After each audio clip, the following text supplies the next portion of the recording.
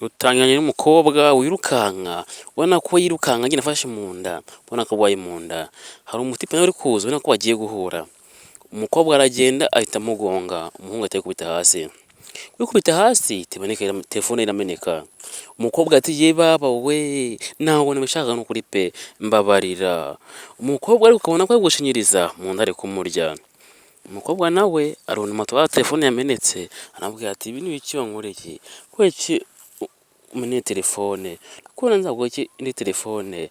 Umukobwa nawe ubona ko mu nda byanze, aravuga ati reka nigendere, ngiye mu nda haranyiciye. Ashaka kugenda ariko umuhungu aramukurura aramubwira ati oya naho ujya.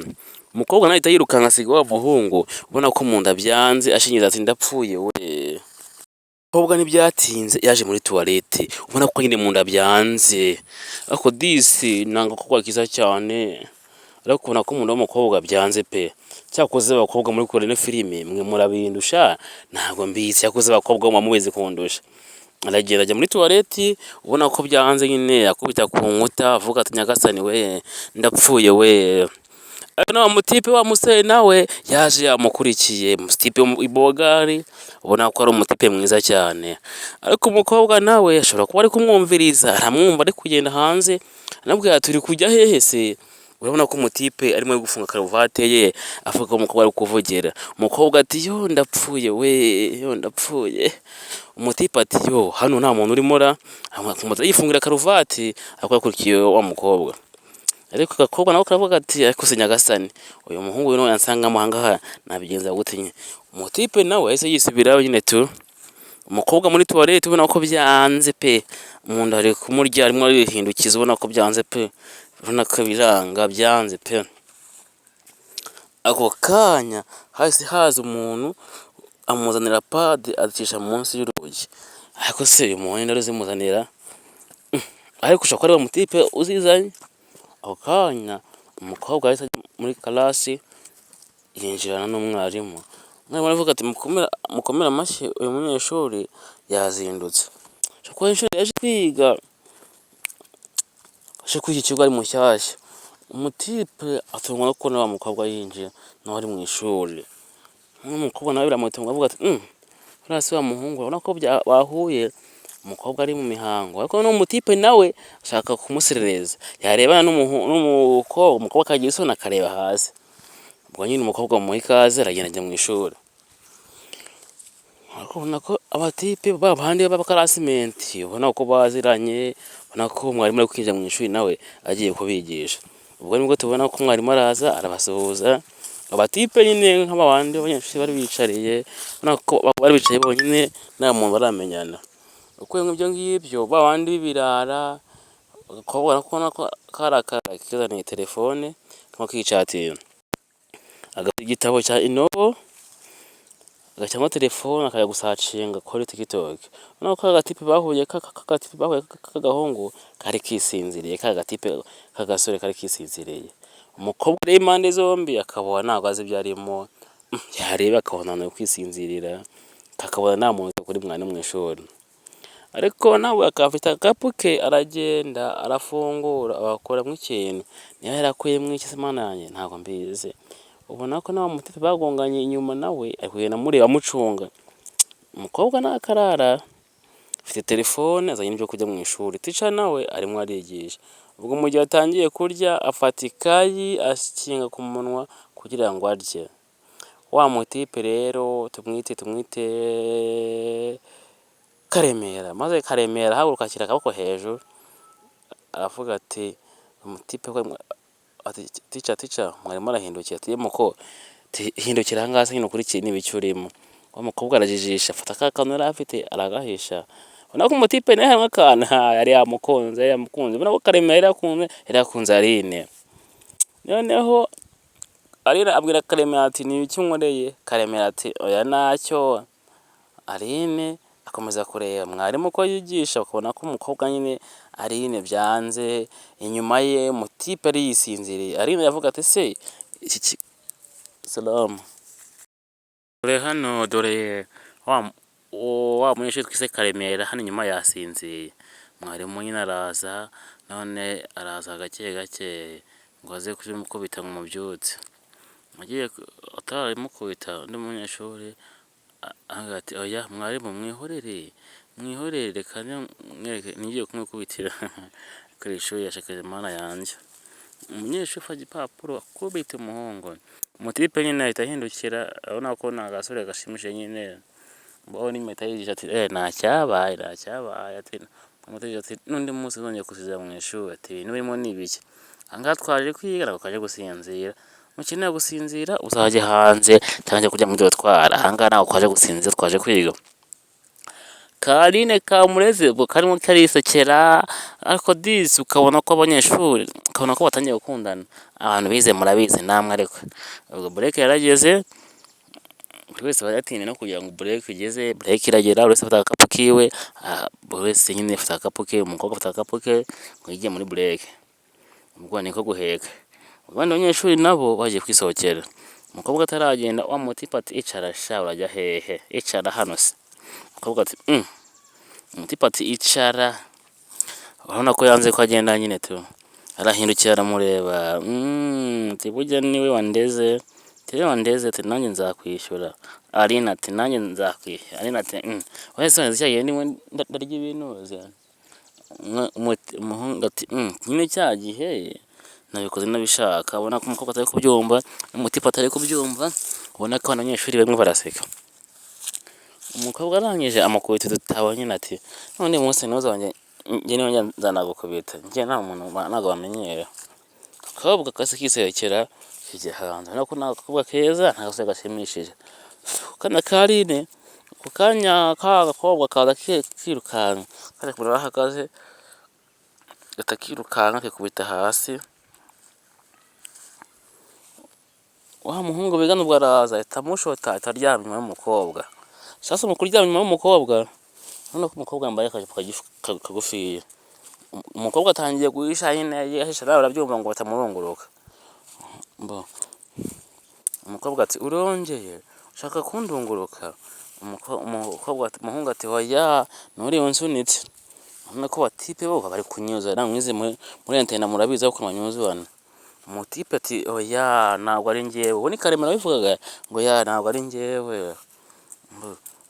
Umukobwa abwira Karemera ati sha buretse sha nzagukubita, wowe ushaka kuntuka kuko n'amakajipo kagufiya ati njye nzagukubita. Noneho umutipe musubize nawe ahita yirukanka aragenda. Ako kanya tugaruka mu ishuri, break irangiye tugose mu ishuri, umukobwa agaruka aza mu ishuri afite icupa ry'amazi, ati n'undi munsi njye ntuzongeye kundunguruka njyeweho. Ubwo Aline araza y'amazi ayamena he, ayamena kuri Karemera. Yo Karemera we, mbona Aline araza ahugira kuri Karemera amumenaho amazi, Karemera ahaguruka ati ati n'undi munsi njyewe, ati njye ntabwo nakurungurutse we, njye naraje baransunika none nawe uraza kumenaho amazi. Aline ati njye ntabwo mbyumva kandi n'undi munsi ntabwo wajya bamenyera. Ako kanya umutipe disi Karemera yatangiye kwikungutisha ishati, wa wundi ashaje kumukubita ahita amufata ukuboko ati oya mwihorere, ati ni njyewe wabikoze ntabwo ari Karemera wabikoze. Ako kanya umutipe niko amureba, akomeza kumureba disi amwitegereza witonda, yewe abona ko ati ibintu nkoreye nzakubita nzakwereka.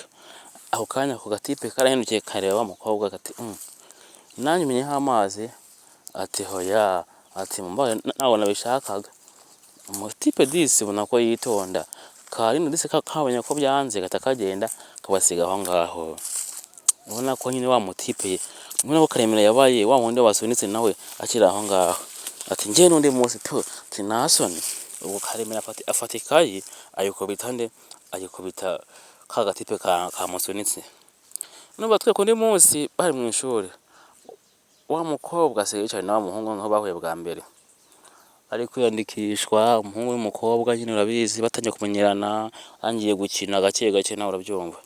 Byatangiye bahura bwa mbere, umukobwa arwaye bakajya barengana mu ishuri, ati mwarimu ati uyu nguyu ati mwarimu ari gusinzira. Karemera byanze amanura akaboko ke aragenda agushyira mu mufuka, akaboko ka Karemera agashyira mu mufuka w'ikote rya Aline. No Aline abibonye ati uri mu biki se nyine mvaho nasone. Ubwo Karemera bagira isoni nyine ahita akuramo akaboko arituriza. ubu Karine karavuga kati none si ibyo ngibyo ni ibiki. Ako kanya noneho Aline atangira kujya yihanaguza ku ishati ya Karemera, urabona ko basa nyine nk'abamenyeranye batangiye gukina. Nuko Karemera ahita asunika Aline ati mvaho, njye ntabwo wanyinanaho gutyo, njyewe muzi ubuza akaza kunyihanaguzaho. Diseka n'agakobwa Karine kari gasimishije gaseka nyine kagenda gashyira udupapuro kuri Karemera. Noneho Karemera uko bamushyiraho udupapuro atumukuraho bakamukumuraho, si agakobwa kari mu biki, kibaza aka gakobwa ubundi kari mu iki, ni gatumwa ni ibiki. Ariko nako disi ni utwana dushimishije, utwana turi mu rukundo. Ariko disi nako gakobwa kakunze agahungu, naho gakunda ahungu. Kumuze n'agastori kacu rero, bahuye bwa mbere, uri neza ko bahuye ubwa mbere Aline arwaye mu nda, Karemera aza amukurikira bakaza guhurira mu ishuri, ariko umuhungu aza kumuha pade nuje munsi y'urugi. Nako urukundo rwasi ruri kumeze neza, ariko koko nawe urabwiwe undi ko amukunda. Umutipe akomeza kubona umukobwa amushyiraho udupapuro, noneho umutipe afata agapapuro k'umukobwa aragafata, agiye kugafungura ngo narinza ku mukobwa arebe ibintu biba birimo. Bakira aho ngaho barakagwanira, mwarimu bari babonye. Mwarimu ati muri mucyo aho ngaho, muri mucyo aho ngaho. Umukobwa ahita akamushikuza ati ni kameze se nyine. Kandi umukobwa nawe yabishaka kuko nyine abakobwa bijijisha. Mwarimu ahita aravuga ati we Karemera sohoka mvuye mu ishuri. Karemera nakwiye inshuro nyinshi, sohoka mvira mu ishuri. Mwarimu ahita arakara atangira kwikakazakaza. N'igihe Karemera atarabyumva neza ati kuko ndasohotse. Kandi koko nta kundi byari kugenda, umukobwa asigaye ababaye nyine avuga ati yo baramusohoye disi. Yo umutipe yacyagisigaye nyine fashe ibitabo bye ari isohokera. Ndakwinginze subscribe, ume comment, umwe kuno kumusore. Ese nkomeze nk'utu dukuru nawe nyine mbwira muri story yawe, ese aho wize byakubayeho, sinawe byakubayeho, ese koko nawe bigeze bikubaho wiga ibintu nk'ibi. Umutipe mu gusohoka yashyize agenda hasi, asiga agenda hasi. Umukobwa arangije abarayitoraguye, mu kuyitoraguye nyine wakindi yakoze atangiye kugenda ayirambura nyine ngo arebe amabanga umukobwa bashyize mu twagenda twe. Ubwo atangiye kurambura agenda arambura ahita ko twa tuntu twabonye dusa nk'uko twabonye umuhungu yaratubi twa tuntu Aline yahaye Karemera. Karemera yatubitse twa tuntu yamushyiraho aryamye, Karemera yagiye adushyira mu ikayi twose. Karemera yagiye atubika ajyanye kaho umuhungu mwiza ndagukunda cyane, byose agenda byibuka byose kuko Aline abishyira kuri Karemera. Karemera adufata akagenda akadushyira muri yakaye, ariyo tubonye umukobwa yarimo kurambura mu kanya kumwe turi kureba twose yagiye atuka muri yakaye. Dore ngaho rero bageze hanze. Hari umutipe, ni umutipe mwiza w'ibogare kandi mwiza tu. Umutipe bakwese azenda hasi tariko yirukanka atayimushikuza. Ako twamye ko umukobwa twose yamuhaga ayitubikaga. Umutipe Karemera abonye yuko umukobwa yamenye ko twatu twose yatubikaga, ndavuga ati Imana bizagenda gose ku Mana yanjye. Urabona ko ni class y'abana batanu bonyine bafata udufoto bakifotoza, abamwe gata bigendera bagasigana babiri bonyine. Urabona ko disi n'abandi bana barabimenye ko abana babiri bakundana. Nawe urabizi ko abanyeshuri bakundana, namwe munabimenya mwarize, iyo uri mu ishuri nawe ubizi. Dukuru nzajya nubazanira nawe mujye mugira urukundo mwenjoyinge mu gihe mukiri kuri iyi si, ariko mujye mubikora mwarakuze. Nahaga abana bakunda akiri abana disi, ariko hari uko mushaka gukundana mu gake gake. Dukomeze agastori kacu. Ubwo nyine batwereka bahagaze hanze mu ishuri bari kwifotoza udufoto, umufata poseri unafata utundi dufoto n'umutipe bagakwa mu ishuri. Umutipe akuri umukobwa amwiyenza, umukobwa ati ndagukubita sha, tubaza ko nyiyenzaho. Umukobwa ati ndagukubita sha, waza ko nyiyenzaho, njye ndagukubita uko nshaka icyo ubundi njyewe, ubu nshaka ni ibiki, njye byo ntabwo mbyumva. Urabona ko disi ni kwa dushimishije, ntabwo mbyumva. Umukobwa nakabwishe batwe kuri umutipe w'inshuti ye agenda ashaka gutera injuga umukobwa, yo ashaka kumutera injuga disi. Karemera ati mvira ku mukobwa wewe, waraje uransunika utuma amenaho amazi, ngenda kwiyamye n'undi munsi nzanagukubita. Ariko urabona ko uriya mutipe nawe ari kurwanirira umukobwa nyine tubyanze bikunze, ariko disi Karemera akomeza kurwanira ishema rya Karine, akaganisho ubwo disi ka ino disi kaba karatwawe n'umutipe nawe aremera nawe disi amwicira akajisho atagenda amusiga aho ngaho disi amusiga ngaho yamanjiriwe. Umukobwa ati saka gatipe koko bimeze gute ubwo muri siporo arimo kwikina agapira umukobwa bari gufana ati kamwe kabura kagenzi kako ati dore shiri bazi gukina basket bakamutanga ajya ngo ashute muri paniye bakamutangatanga noneho arashot ahita aza yihuse afata amazi nkaho yakayanyweye ahita yaka agakobwa disi yo urabona ko afashe umupira akawusigira bagenzi araza afata amazi afashe amazi nkaho yakayanyweye ahita yaka agakobwa iyo mana aramubwira ati nyine jya umfana cyane nyine mujye mbona kure kumfana nyine to ahita amukubita disi nako kandushimishije ahita agakura nk'umuntu uri kukanyozora kugira ngo bajejishe bagenzi babo disi ariko abona ko twandushimishije ubwo nyine urukundo rwabo rwarakomeje bari mu kaboreke umukobwa ati